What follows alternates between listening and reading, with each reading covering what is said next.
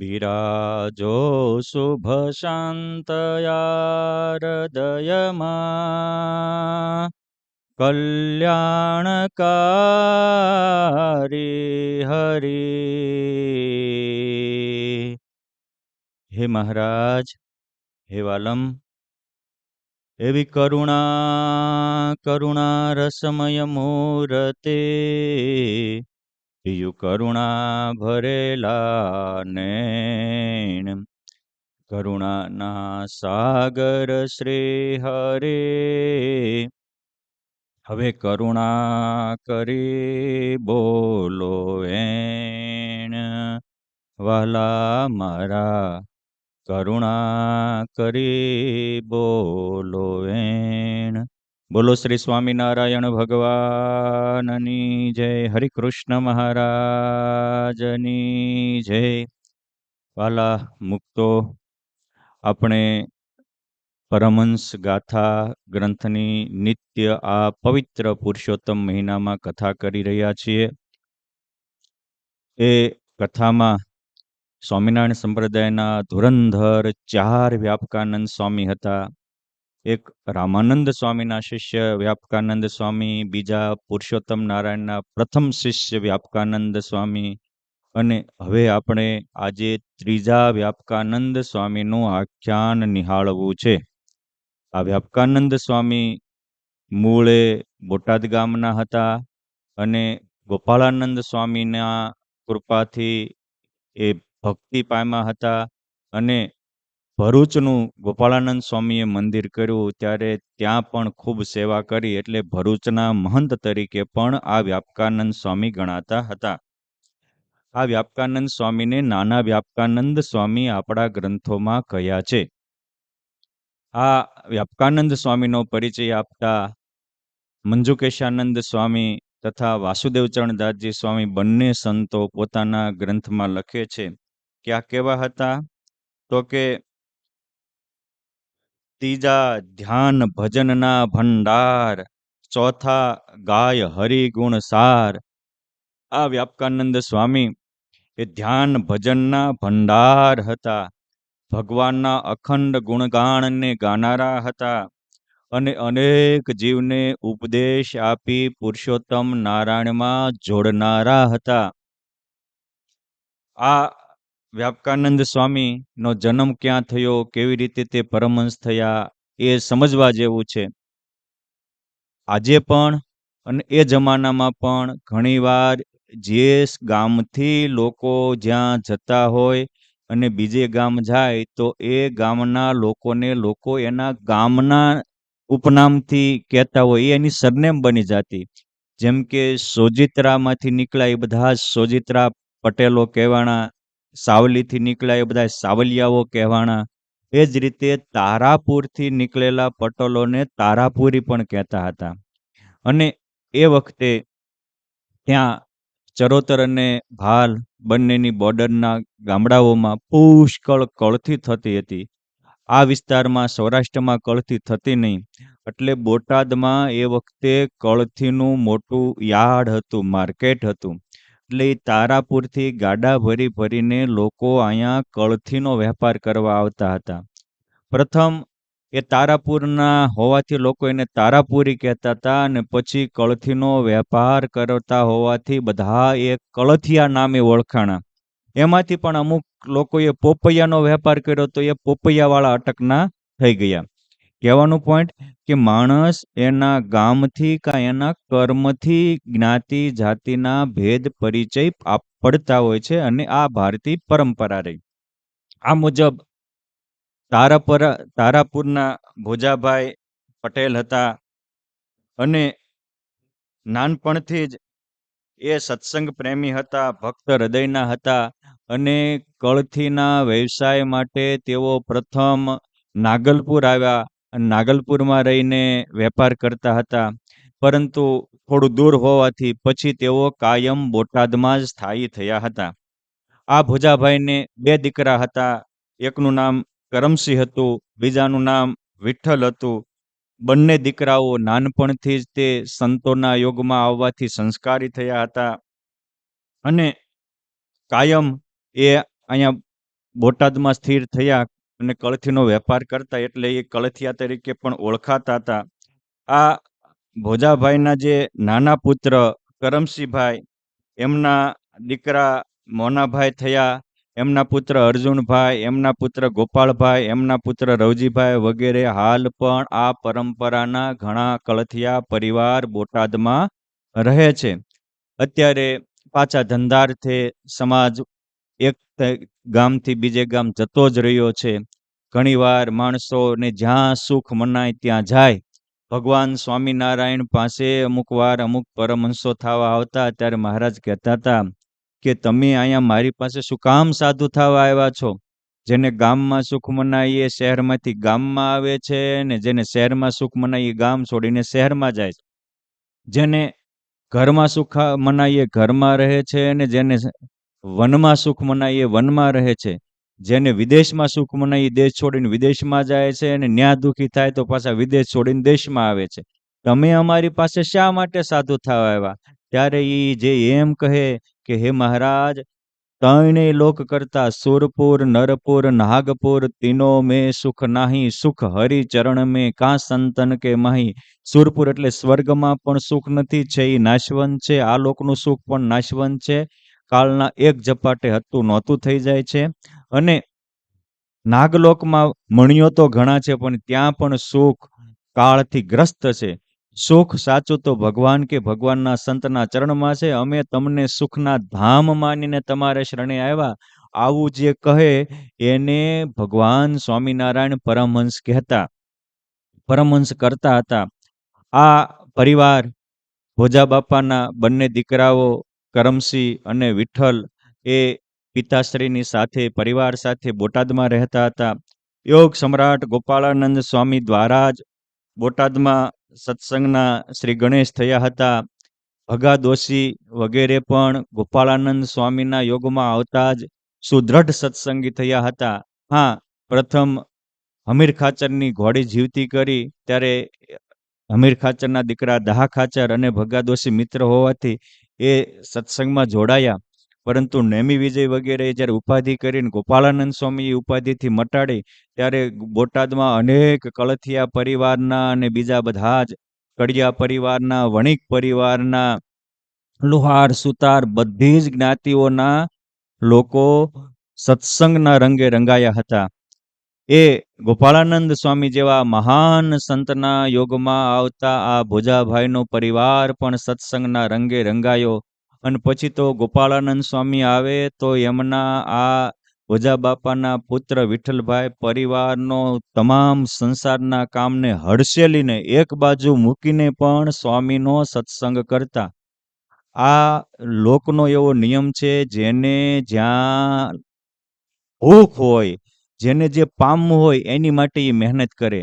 આ વિઠ્ઠલને નાનપણથી સત્યને પામવાની ને સત્યમાં જામવાની જિજ્ઞાસા હતી, અને એટલે જ સાચું સમજવા માટે સમય કાઢીને સત્સંગ કરતા. ગુણાતીતાનંદ સ્વામી કે કામમાંથી પરવારીને પ્રભુ ભજવા એવું તો કોઈએ આશા જ ન રાખવી. આ જીવને તો સંસારના કામ બધા 100 કામ પડતા મૂકીને કરે, અને સત્સંગનું કામ કરવાનું થાય, પોતાના આત્મકલ્યાણનું કરવાનું થાય, ત્યાં 100 બાના બતાવે કે સ્વામી ટાઈમ નથી. અને ટાઈમ નથી એવો નથી, ટાઈમનું મેનેજમેન્ટ નથી, અને એને પોતાનું કલ્યાણ કરવું જ નથી, એને સત્યમાં જામવું જ નથી, એને અસત્યમાં જ ભટકવું છે. આ માણસો સમજવા જેવું છે કે સત્યને જીવ સમજતો નથી. માટે ગોપાળાનંદ સ્વામી જેવા મહાન સંતના સંઘમાં ત્યારે બોટાદમાં હજારોની સંખ્યામાં હતી, પરંતુ વાતો સાંભળવા તો 5 જ આવતા. ઘણા તો ઘોડા જેવી ઉંમર હોય પણ નકરા ઘોડા જેવા અલગ કામ કરવામાં જિંદગી કાઢતા હોય છે. પોતાના કલ્યાણની કોઈ એને ચિંતા જ નથી હોતી. ઢોરને હોય તો માણસ હોય. ગુણાતીતાનંદ સ્વામી તો કીધું કે કરોડ કામ બગાડીને મોક્ષ સુધારવો, પણ આ જીવ જગતનો એવો ડાયો કે જ્યાં ભાંડ ભવાયા હોય અને મોબાઈલમાં નકરા બીજું આવતી હોય, રીલ્સ આવતી હોય, ન્યા જોવા રાતું ને રાત કાઢે, પરંતુ સત્સંગ કરવા ક્ષણ પણ કાઢી શકતો નથી. આ સમય કાઢીને સ્વામી પાસે આવ્યા ત્યારે ગોપાળાનંદ સ્વામી બહુ રાજી થયા. આમથી તે કૌરવોની કુટિલતાથી જ પાંડવોની કિંમત થઈ છે. રાવણ હતો એટલે જ આપણે રામને મહાન માનીએ છીએ. એમ આવા જે એકદમ સંસારમાં આસક્ત હોય, વિષયાસક્ત હોય, એને લઈને જ ભગવાનના ભક્તની કિંમત થાય છે અને ભગવાન પણ એના ઉપર રાજી થાય છે. આ ગોપાળાનંદ સ્વામી પાસે દોડી દોડીને સત્સંગ કરવા આવતા હતા એટલે સ્વામી બહુ જ રાજી થયા. અને પછી તો એક દિવસ રાજી થઈને ગોપાળાનંદ સ્વામીએ વિઠ્ઠલભાઈને સમાધિ કરાવી. સમાધિમાં અનંત ભુવનના નાથ ભગવાન સ્વામિનારાયણના અલૌકિક દર્શન થયા. મોટા મોટા દેવો, ઈશ્વરો, મહામુક્તો જેની સ્તુતિ પ્રાર્થના કરતા હતા, જેમાંથી પ્રગટ થતા અને જેમાં પાસા હમાતા હતા, આવા અલૌકિક અનુભવ પામી અને વિઠ્ઠલભાઈને એમ થયું કે ઓહો હો, જે છે તે આ સત્સંગમાં જ છે. જેની માટે હું ઝંખતો હતો, જેને પામવા માટે મારા દિલની તમન્ના હતી, એ આજ મળી ગયું.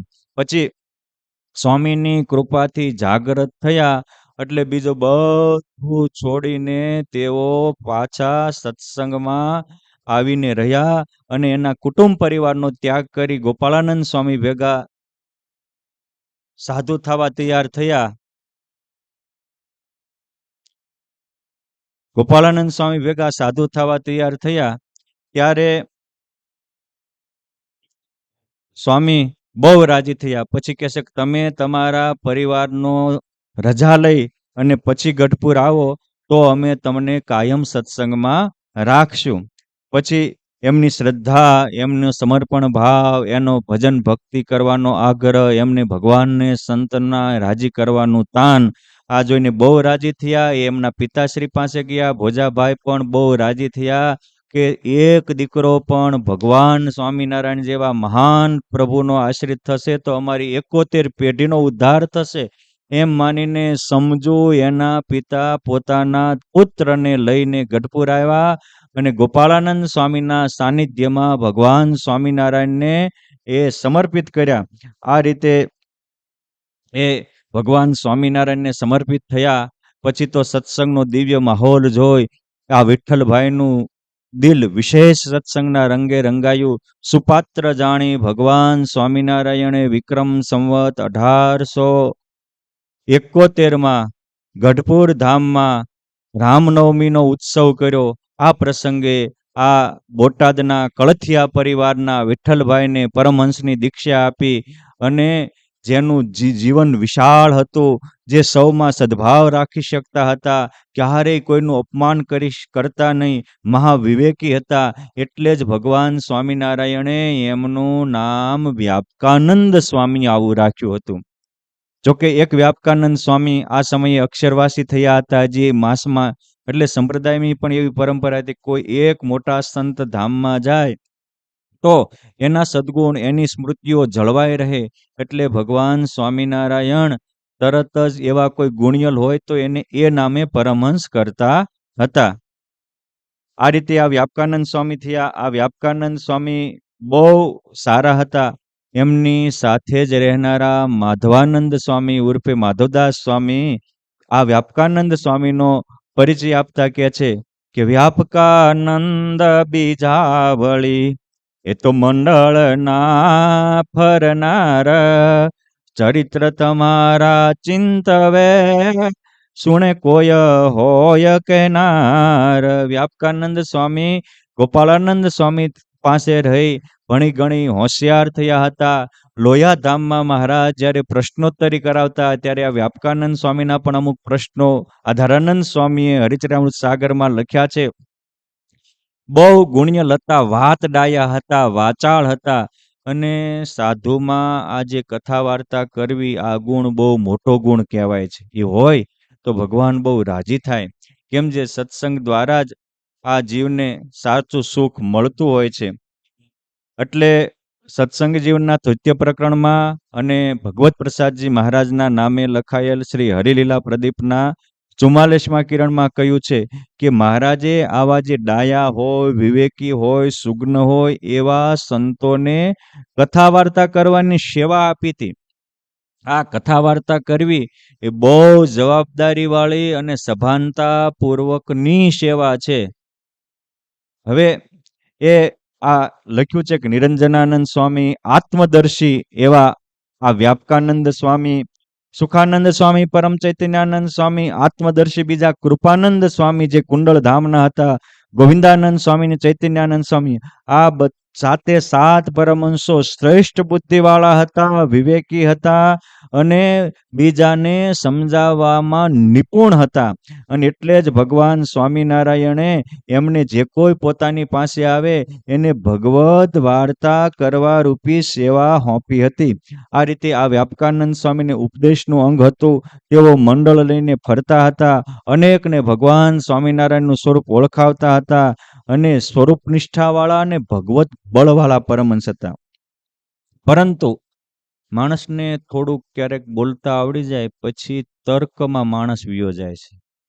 ખરેખર તો સુખી થવાનો સીધો રસ્તો છે, કાં આપણે આપણા જીવનનો નિર્ણય લેતા આવડવો જોઈએ અને કાં કોક લેતા આવડતો હોય એમાં આપણને વિશ્વાસ હોવો જોઈએ. માણસને પોતે નિર્ણય લઈ શકે નહીં અને બીજા લઈ શકતા હોય એમાં વિશ્વાસ મૂકી શકે નહીં, ત્યારે માણસ બહુ જ દુઃખી થતો હોય છે. વિક્રમ સંવત 1874-75ની સાલમાં એકવાર ગામડે ફરવા જવાનું હતું. ત્યારે મહારાજે કહ્યું કે સંતો ગામડે જાઓ પણ નથી સ્ત્રી ધન બે બ્રહ્માંડે રે, એમ વિચરજો તમે પંડે રે. ધન કે સ્ત્રી એ તમારી માટે જન્મ જ લીધો નથી, એવા નિષ્પૃહીપણે નિર્બંધપણે તમે વિચરશો તો તમારો સહજમાં બેડો પાર થશે. અને તમારે સાધુ હોય તો કોઈ કાષ્ટ કે પાષાણની એવી પૂતળીઓ હોય એને પણ જોવી નહીં. કેમ જે આ એક વિજ્ઞાન છે. કોઈ ચિત્ર હોય એમાં હું એવું ન હોય. તમે એડવર્ટાઈઝ માટે બહેનોના પોસ્ટર લગાડ્યા હોય ને એમાં જોવો ને તોય આપણામાં વિકાર પડ્યો હોય ને તો વિકાર જાગૃત થાય. એમાં એની ઓરા હોય. અરે એવા પોસ્ટરમાં એની ઓરા હોય. એક કહું કૂતરા નીકળતા હોય તો એમાં એની ઓરા હોય. તો એવી પ્રતિમા હોય એમાં એની ઓરા પ્રભા હોય જ તે ને. ઓલામાં જોઈને વિકૃતિ થાય છે તો આને જોઈને વિકાર વિનાશ પામે. એટલે આજનું વિજ્ઞાન પણ સ્વીકારે છે, પરંતુ જે પોતાને બુદ્ધિશાળી માનતા હોય અને અમને ખબર પડે આવું માનતા હોય એને આ વસ્તુ મનાય નહીં. ભગવાન સ્વામિનારાયણને પાસે એને તર્ક કર્યો કે હવે પાષાણની સ્ત્રીમાં થોડો પ્રાણ હોય, એ થોડા આપણને વિકૃતિ ઉભા કરે છે ને. આજના અશ્લીલ ફિલ્મો માણસને બેહોદ કરી નાખે છે કે નહીં, બેભાન કરી નાખે છે કે નહીં. બાકી અશ્લીલ ફિલ્મો હોય હું કાગળ ને કલર સિવાય, પણ વિકૃતિ પેદા કરે છે કે નથી કરતા? બહુ કરે છે. આ ભગવાન સ્વામિનારાયણે કીધું કે મહારાજ એમાં હું? મહારાજ કે સાધુરામ તમને અત્યારે નહીં મનાય, સમય આવશે ત્યારે મનાશે. પછી વિચરણ કરતા કરતા ઝાલાવાડ પ્રદેશમાં ગયા. વઢવાણ, સુરેન્દ્રનગર, મહેથાણ વગેરે ફરતા ફરતા આજે જેને થાન કહેવાય છે, થાનમાં આજે પણ ભગવાન સૂર્યનારાયણનું મોટું મંદિર છે અને એમાં વાસુકી નાગનું પણ મંદિર છે. અને એ જે મંદિર હતું એમાં અનેક પ્રકારની સ્ત્રીઓ લગાડેલી હતી. તે પરીઓ, સ્વર્ગની પરીઓ કહેવાય ને એવી પૂતળીઓ.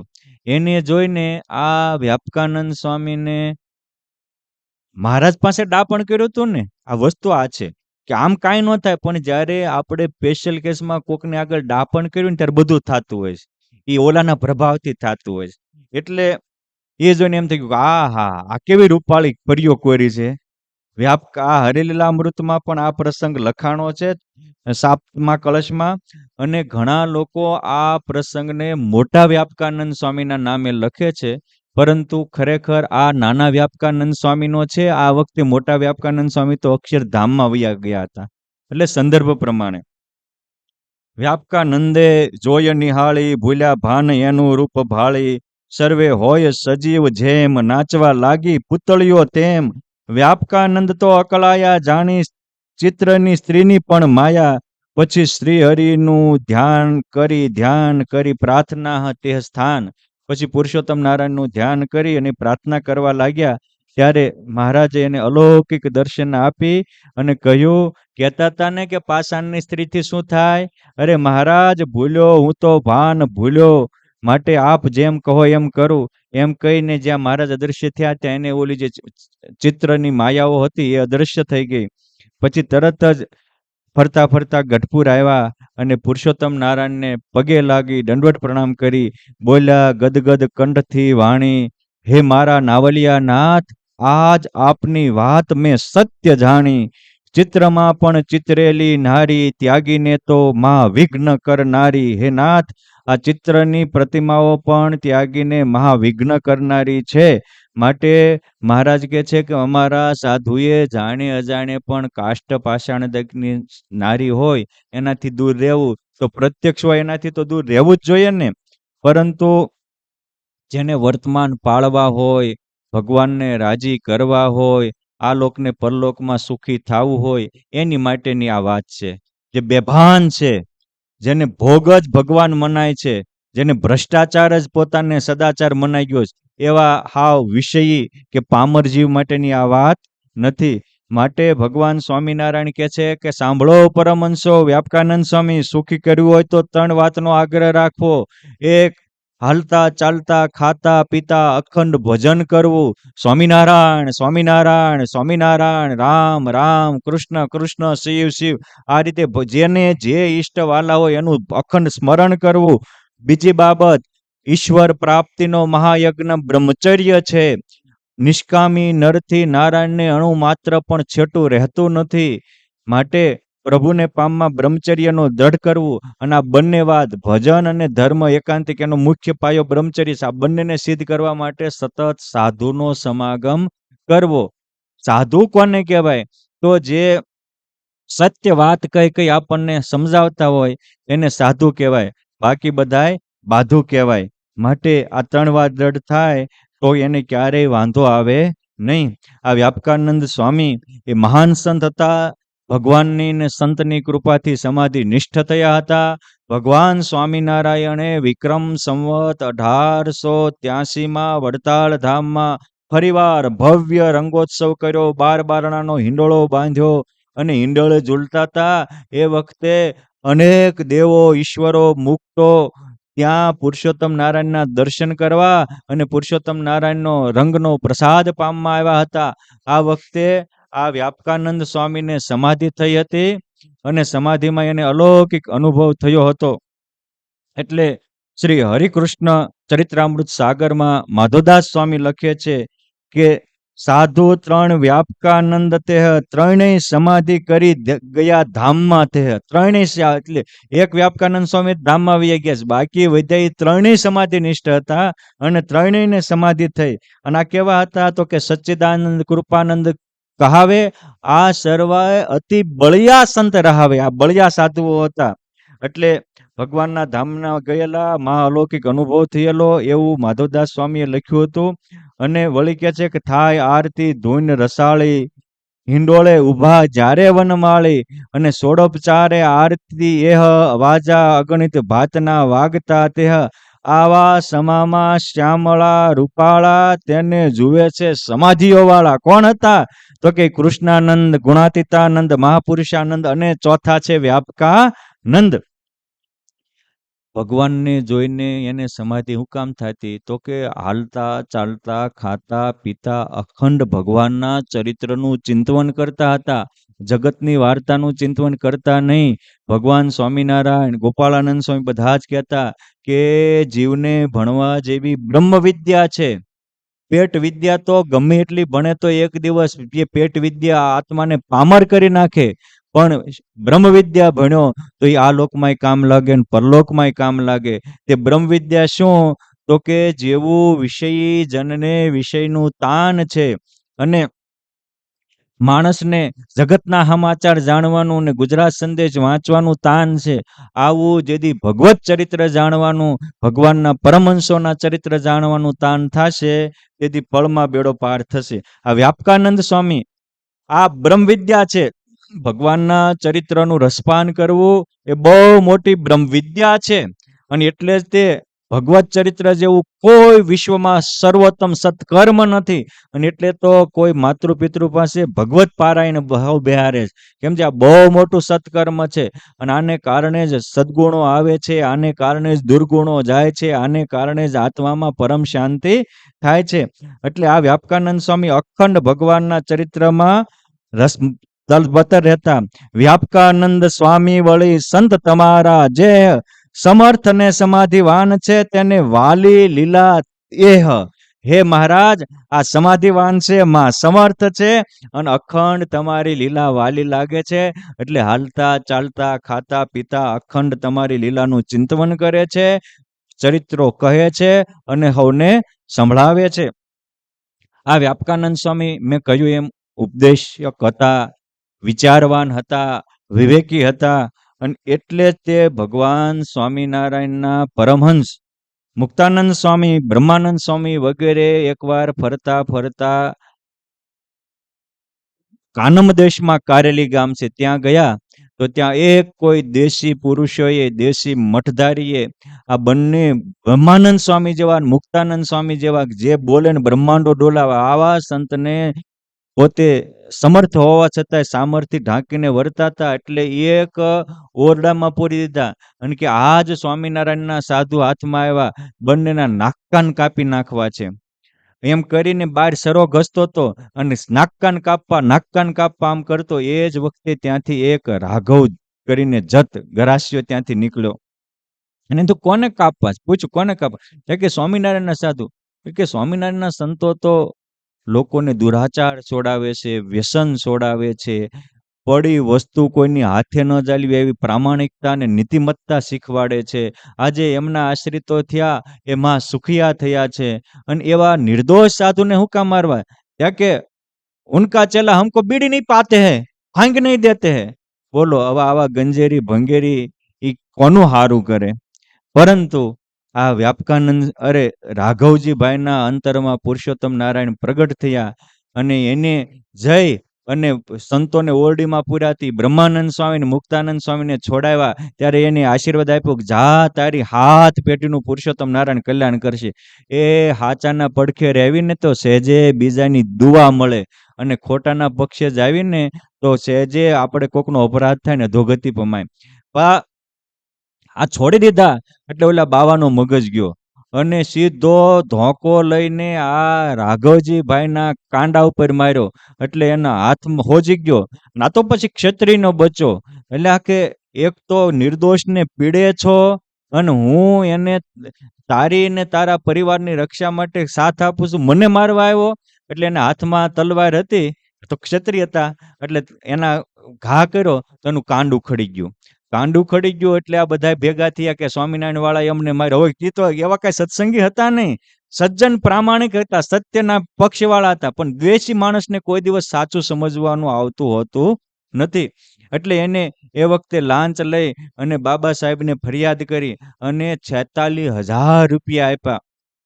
આ વખતે આ બાબા સાહેબને લાંચ આપીને આ ખોટું થયું સત્ય સમજાવવા માટે આ પરમ વિવેકી એવા વ્યાપકાનંદ સ્વામીને ભગવાન સ્વામિનારાયણે કહ્યું કે અત્યારે એ જુનાગઢ પ્રદેશમાં માળિયામાં એનું સૈન્ય છે, અને આ બધા ત્યાં ભેગા થયા છે, તમે એને સાચી વાત કહી આવો.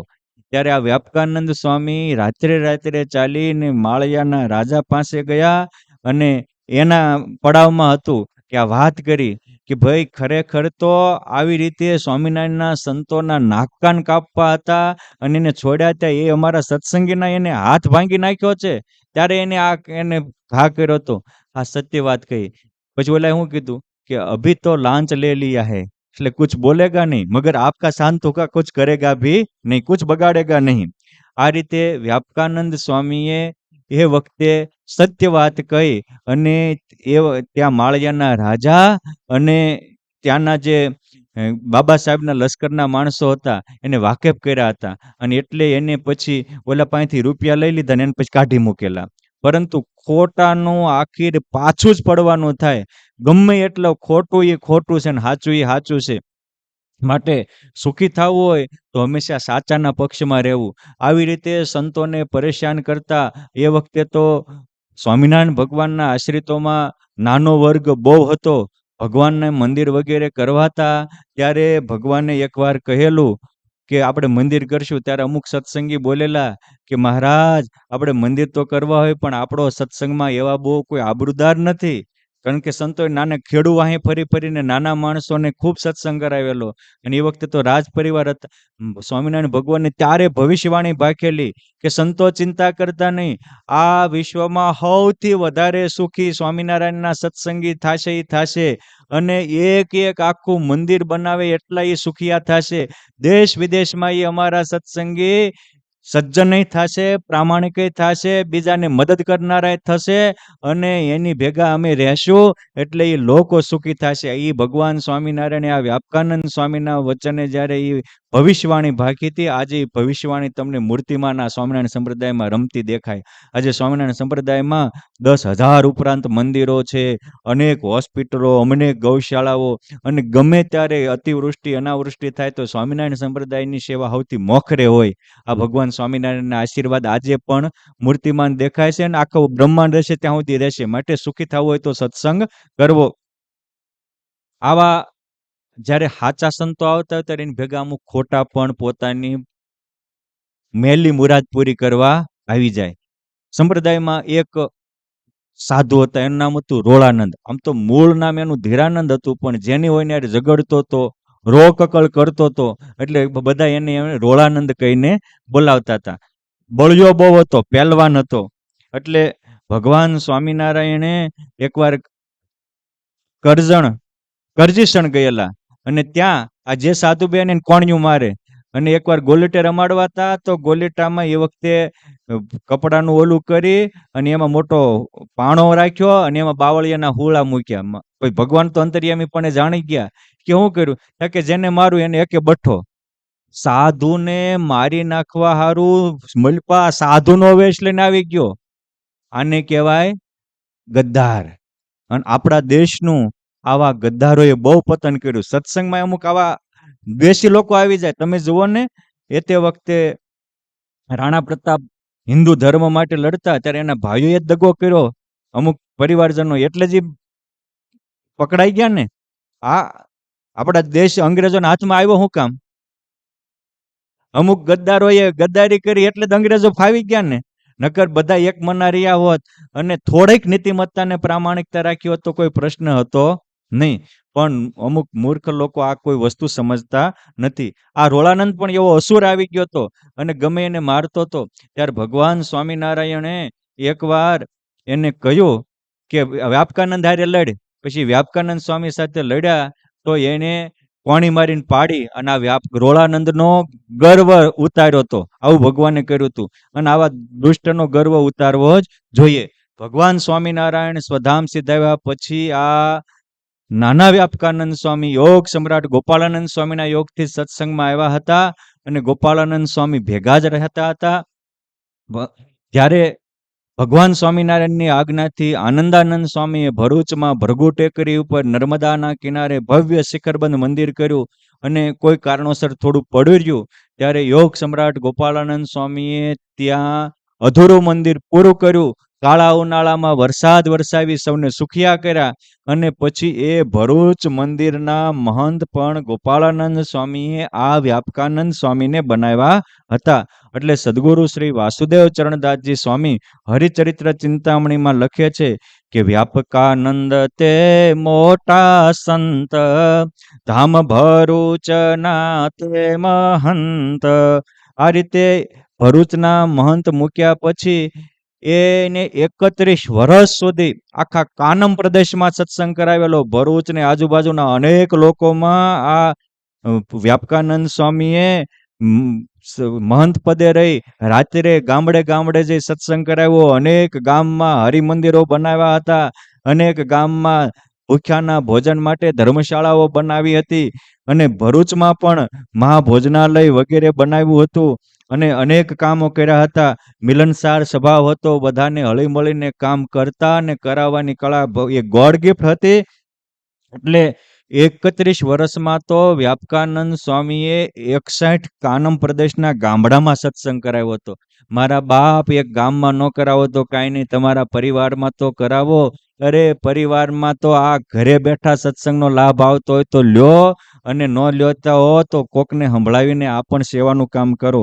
આવા આ મહાસંત વ્યાપકાનંદ સ્વામી એને ધામમાં જવાનું હતું, ત્યારે અગાઉ એમની અહીંયા વડતાલ ધામમાં ભગવત પ્રસાદજી મહારાજને સમાચાર આપ્યા કે હું હવે આ અન્નકૂટનો ઉત્સવ કરીને ધામમાં જવાનો છું, માટે તમારે કોઈને અહીંના મહંત મૂકવા હોય તો મૂકી દેજો.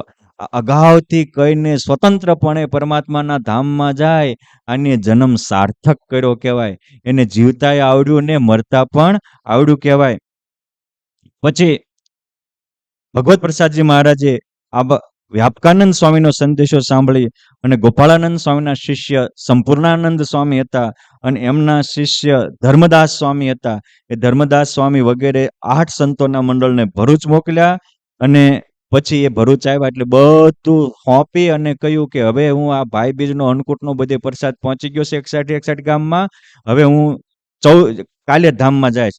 પછી વિક્રમ સંવત 1921 કારતક સુદ 14 સંતોને કહ્યું કે મહારાજે આજે પણ મને દર્શન દીધા છે અને કાલે લાભ પાંચમનો પવિત્ર દિવસ છે, લાભ પાંચમના દિવસે મને અક્ષરધામનો અલૌકિક લાભ મળવાનો છે, એટલે ત્યારે હું ધામમાં જઈશ. રઘુપુરમાં વ્યાપકાનંદ હતા, ત્યાંના મહંત સ્વચ્છંદ તજી દેહ ગયા ધામ માહી ધર્મદાસને મોકલ્યા. ત્યાં આ આચાર્યોદયમાં વિહારલાલજી મહારાજે લખ્યું છે. આ રીતે વિક્રમ સંવત 1921 કારતક સુદ લાભ પાંચમના પવિત્ર દિવસે ડંકો વગાડીને ભગવાન સ્વામિનારાયણ આ વ્યાપકાનંદ સ્વામીને ધામમાં તેડવા માટે આવ્યા. હજારો વિમાનો લાવ્યા. ભરૂચના મંદિર ઉપર ચંદન પુષ્પની વૃષ્ટિ થઈ. અગાઉથી કહેલું હતું એટલે 5000 જેટલા તો હરિભક્તો હતા. આમાંથી પણ જે પવિત્ર અને સ્વામી સાથે અતિ હેતવાળા હતા એવા ઘણા ભક્તોને દિવ્ય દર્શન થયા. અને આવા અલૌકિક સામર્થ્ય જણાવીને આ નાના વ્યાપકાનંદ સ્વામી જે બોટાદના ભોજાભાઈ પટેલના પરિવારમાં જન્મ્યા હતા, કળથિયા પરિવારમાં, આખા કળથિયા પરિવારનું ગૌરવ વધારી અને ડંકો વગાડીને ધામમાં ગયા હતા. ભગવાન સ્વામિનારાયણે વચનાવતમાં કહ્યું કે આવી રીતે અંતે સામર્થ્ય જણાવીને ભગવાનના ધામમાં જવું એ તો કોક વિરલા પુરુષોથી જાય. આ વ્યાપકાનંદ સ્વામી એવા વિરલા હતા, એવા હિરલા હતા કે સ્વતંત્રપણે સામર્થ્ય પમાડીને પુરુષોત્તમ નારાયણના પરમધામને પામી ગયા. આવી રીતે ભગવાનને પામી પૂર્ણ કામ થયેલા વ્યાપકાનંદ સ્વામીના ચરણોમાં વંદન કરી પ્રાર્થના કરીએ આપની જેવી ભક્તિ, આપની જેવી વિવેક, આપની જેવી સદબુદ્ધિ અખંડ અમારામાં આપજો. જય સ્વામિનારાયણ. શ્રીપતિમ શ્રીધરમ સર્વદેવીશ્વરમ ભક્તિધર્માત્મજમ વાસુદેવમ હરિ માધવમ કેશવમ કામદમ કારણમ સ્વામિનારાયણમ નીલકંઠમ ભજે સહજાનંદ સ્વામી મહારાજની જય.